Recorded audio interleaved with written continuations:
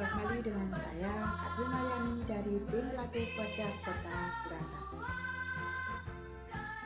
Gimana kabar adik-adik? Sehat semua? Alhamdulillah. Pertama-tama, sebelum kita mulai pembelajaran kali ini, marilah kita panjatkan puji syukur kehadirat Allah Subhanahu wa Ta'ala yang telah melimpahkan berkah, rahmat, dan hidayahnya sehingga kita dapat berjumpa kembali. Adik-adik, materi kali ini adalah tentang upacara pembukaan latihan siaga dan upacara penutupan latihan siaga.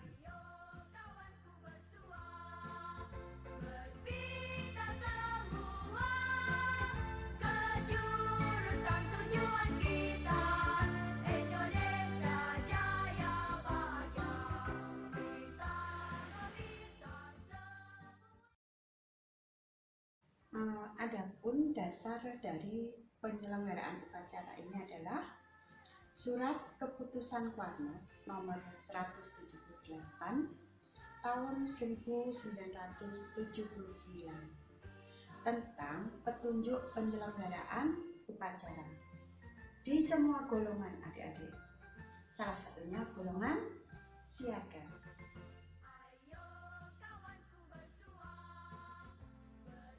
Adik-adik, kenapa kita harus melakukan upacara baik sebelum latihan pramuka atau sesudah kegiatan latihan pramuka?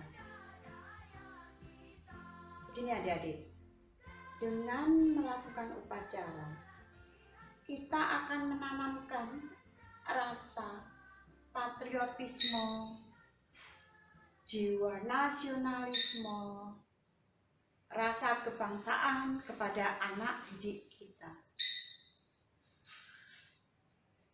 Juga akan menanamkan cinta tanah air.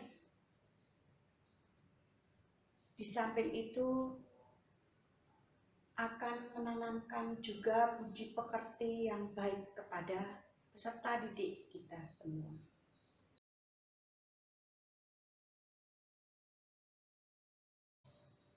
Adik-adik, ada beberapa jenis-jenis upacara dalam siaga. Yang pertama, upacara pembukaan latihan siaga. Dilaksanakan kapan? Ya, dilaksanakan pada waktu awal akan mengadakan latihan pramuka.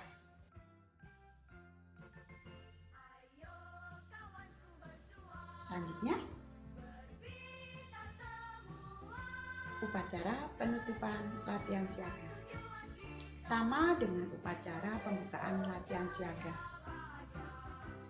Dilaksanakan setiap kali kita melaksanakan latihan pramuka. Bedanya kalau upacara pembukaan dilaksanakan di awal sebelum melakukan latihan pramuka, kalau upacara penutupan kita lakukan di akhir latihan pramuka. Upacara pelantikan. Upacara pelantikan ini dilaksanakan pada waktu adik-adik peserta didik kita menjadi calon siaga. Jadi adik-adik kita yang baru masuk pramuka, mereka akan dilantik menjadi siaga mula. Dilaksanakan kapan adik-adik? Dilaksanakan setelah upacara pembukaan latihan siaga. Jadi bisa digabung setelah upacara pembukaan dilaksanakan upacara pelantikan.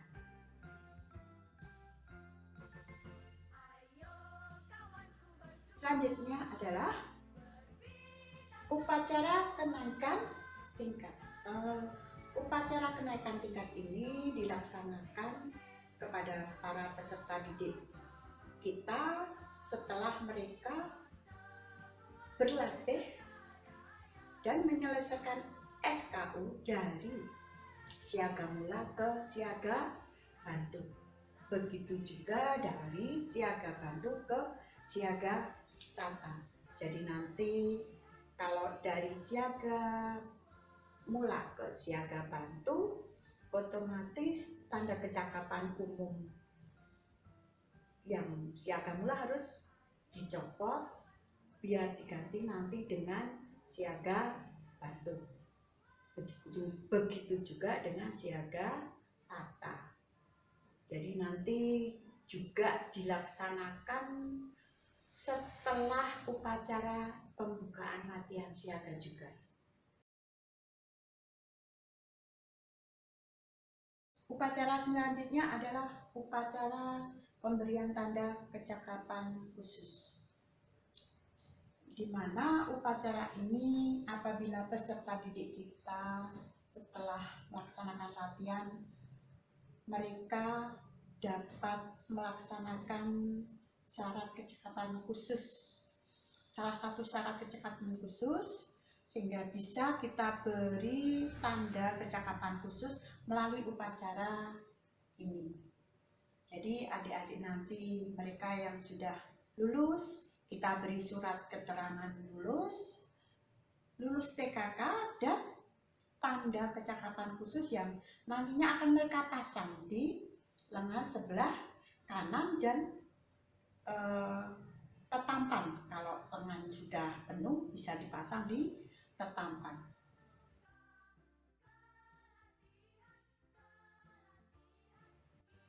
Yang terakhir, upacara pindah golongan.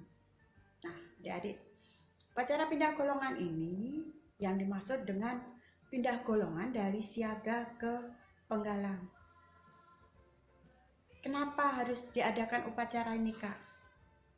Ya, peserta didik kita yang siaga apabila sudah berumur 11 tahun, mereka sudah bukan siaga lagi. Karena itu harus kita pindah golongan ke penggalang.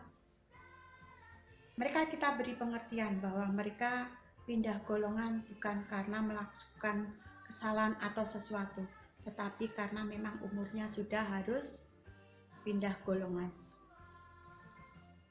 Kita lakukan pindah golongan ini dengan upacara, sehingga peserta didik yang pindah golongan akan terkesan hatinya. Dan biasanya upacara ini dilaksanakan bekerja sama dengan pasukan penggalang yang nantinya akan menerima peserta didik kita yang pindah golongan.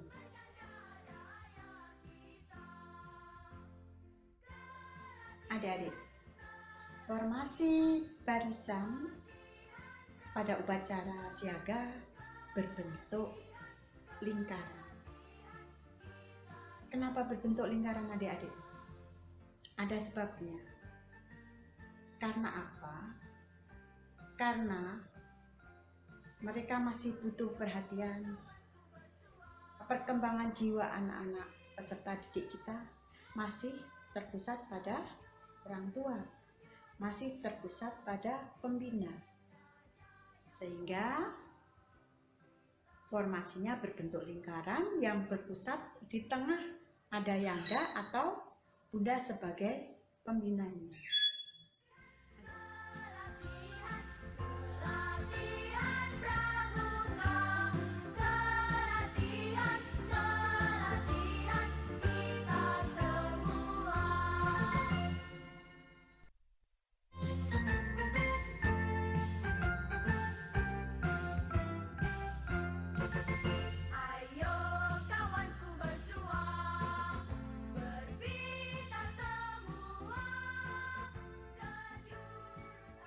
Adik-adik, dalam upacara pembukaan dan penutupan latihan siaga ada beberapa perlengkapan yang harus disiapkan. Nanti yang menyiapkan perlengkapan itu siapa, adik? Apakah Yanda Bunda? Bukan. Yang menyiapkan adalah barung terbaik yang nanti akan menjadi petugas upacara. apa saja? Yang pertama adalah yang pasti bendera merah putih. Betul? Bendera merah putih. Yang kedua adalah standar flag. Ya, standar flag itu tempat nanti menempatkan bendera sang merah putih. Standar flag atau tempat bendera. Yang ketiga adalah tongkat. Nah, tongkat pramuka. Buat apa, adik-adik?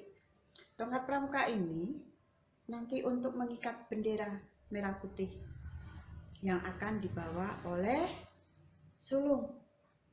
Jadi nanti benderanya tidak akan ditarik oleh pengibar bendera ya, adik-adik, seperti penggalang, penegak. Tapi nanti hanya akan dibawa sama sulung.